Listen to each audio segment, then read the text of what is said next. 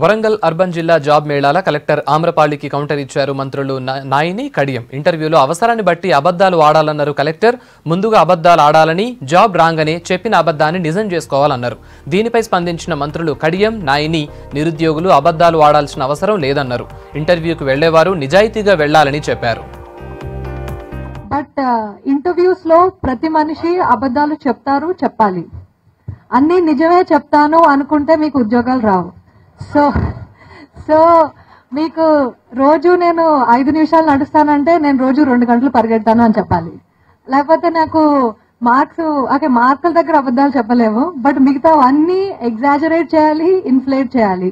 Okay, so correct గా చెప్పుకుంటూ వెళ్తే ఉద్యోగం రాదు. ఆ తర్వాత నేర్చుకుందాం, బట్ చెప్పేదైతే చెప్పాల్సిందంతా చెప్పేసేయండి. ఇక మా కలెక్టర్ గారు ఆమ్రపాలి గారు కొంచెం అబద్ధాలు కూడా చెప్పండి అని అన్నారు.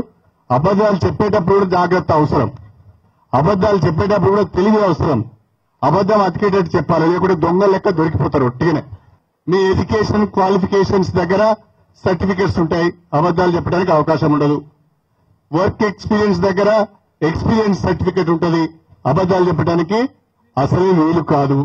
కాబట్టి తొందరపడి వర్క్ ఎక్స్పీరియన్స్ కాడ, ఎడ్యుకేషన్ క్వాలిఫికేషన్ కాడ నువ్వు ఒకటి చదివి ఇంకోటి చెప్పి, ఒక దగ్గర పనిచేసి ఇంకో దగ్గర చెప్తే అక్కడ ఎవరైనా బోర్డులో మరి సుధీర్ బాబు లాంటి తెలుగులు ఉంటే నీ ఎక్స్పీరియన్స్ కి సంబంధించి ఒక ప్రశ్న అడిగితే ఆ ప్రశ్నకు నువ్వు సమాధానం చెప్పకపోతే ఆమ్రపాలి చెప్పిన సజెషన్ నీ ఉద్యోగానికే ఏసలు పెట్టే ప్రమాదం ఉంటుంది అని చెప్పి సందర్భంగా తెలియజేస్తున్నా. కాబట్టి అబద్ధాలు చెప్పేటప్పుడు కూడా జాగ్రత్తగా, ఇది చెప్తే ఉపయోగపడుతుంది అంటేనే చెప్పండి, ఏది పడితే అది అబద్ధాలు మాత్రం చెప్పొద్దు.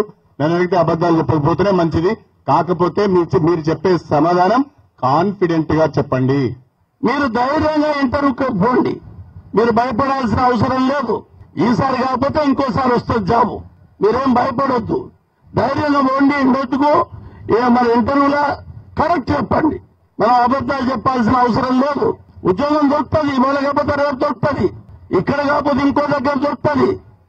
జాబులకు మీరు భయపడాల్సిన అవసరం లేదు.